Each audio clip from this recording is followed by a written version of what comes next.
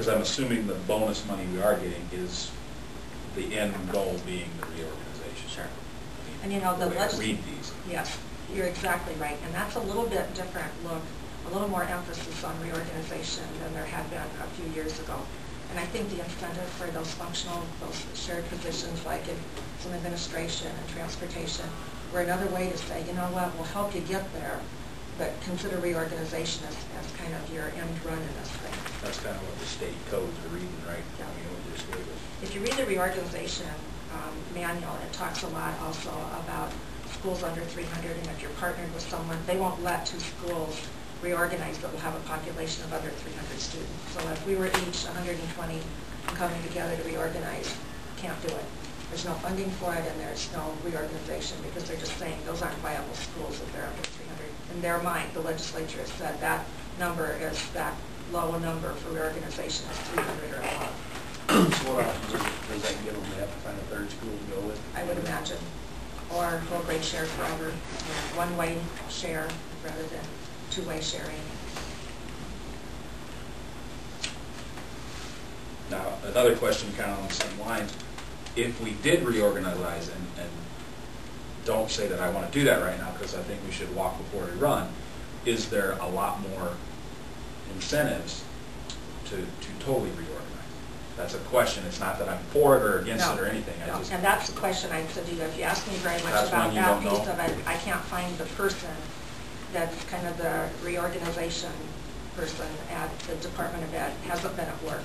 And they've sort of shifted that role to someone because this is all new. You know, it really started in July 1 of 07. So we were really at the very beginning of this, and then kind of moved the role of the person related to that has responsibilities for defining and helping schools with the financial picture. But I'm going to find the person because I know who it is and where they work and what their phone number is. They're just not at work right now. But that would be, I could also bring that so that you've got more information about what that looks like. I'm a little unclear about what the first year of reorganization, you know, I've read that last slide a number of times, and I'm not quite sure if I understand. I think I know what it means, but I'm not sure that's how the DB interprets it. So I can find out, and I will, about the carry forward.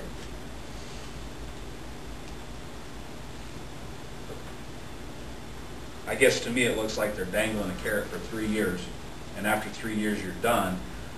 What's the next step that the Department of Ed is going to say, all right, since you've done step 1 through 3, which is 1 through 3 years, here's what we'll do in year 4, 5, 6, and on. I mean, I would like to see something or interpret something like that.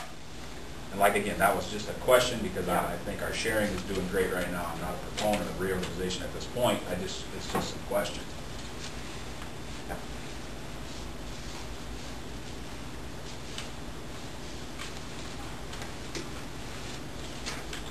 That should give you plenty of information to gnaw on the next time we meet is when I bring all of that. So if there are no further questions, I say we go on to the next report. It could be the middle school principal. I supplied a sheet in your board packet really about the second semester of our school year. I think all in all, in looking at the full year, we had obviously kids and teachers, really all staff, coming into a whole different setting. That setting being a day based upon periods. That's a complete flip-flop from what some teachers had been used to. It's a complete flip-flop from what some of the elementary kids had been through in the past.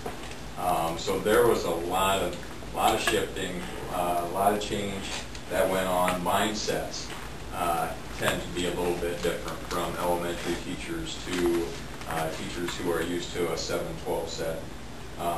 But I think all in all, teachers, all staff really did a great job of embracing kids, and I can't thank the kids enough for making things work the way that they did. When we had issues in our building, it wasn't because we're sharing.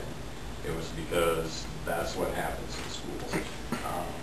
A lot of the things that are going to happen in the future, I have no reason to believe that they'd be due to sharing. issues that we would have.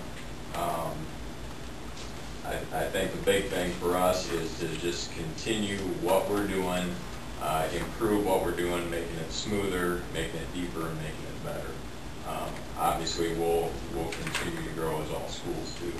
But all in all, I think it was an extremely successful year, both academically and program-wise, co-curricular, that we had at the middle school.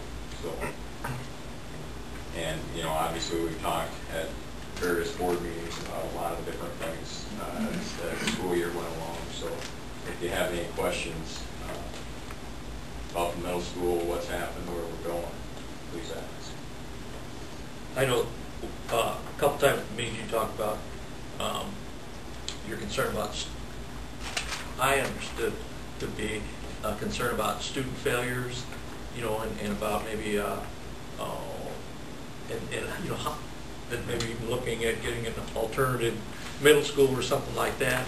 And I guess I was curious as, academically, what percentage of our, students, are in that failure group.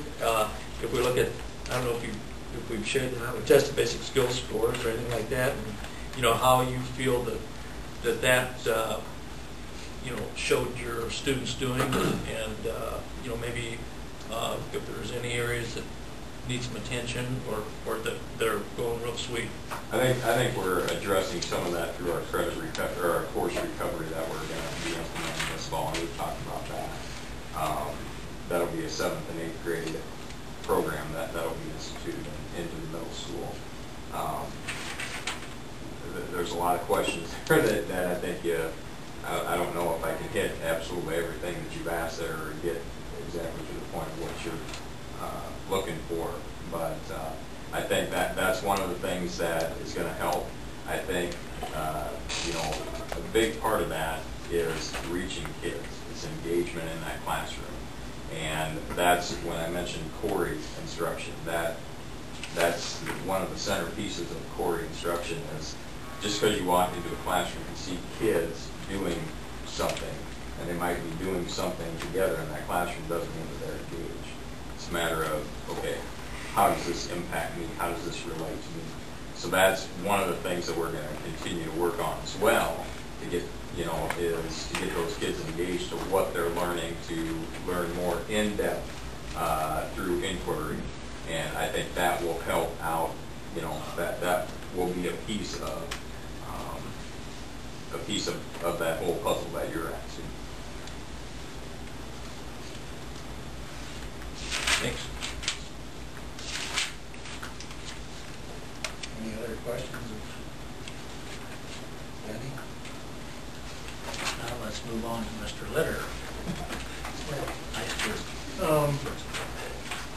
From the high school perspective, you got the handout there. I broke it down into kind of 3 sections. One was curriculum-based, another was the events, and then just some policy procedure things there too. First of all, curriculum-wise, we continue to implement and develop the college credit courses, and you kind of see that list there. We currently offer 26 college credit courses at East Sac County High School. We've added a biotechnology class this year for the school year, taught by Melissa Rupp now. And that's something that she had taught at a previous school district, and she really wanted to get it implemented last year. When she jumped out, we just weren't prepared for it, but this year we're ready to go with it, to use some of our Perkins money that we get to finance some of the equipment that she's going to need in regards to the biotechnology area. So, what you see there is a variety of things that we offer in various fields. It's not a science or an English thing. It's kind of it's cross curriculum. It's in the vocational area. It's in those core courses as well. The one that you don't see, and just is this kind of goes into the future considerations, is college level math classes that we need to continue to take a look at and what we can do there, because that's one area that we don't hit with the college level class in Iowa Central. We do have an instructor that does have her master's, and we might be able to teach some of those and implement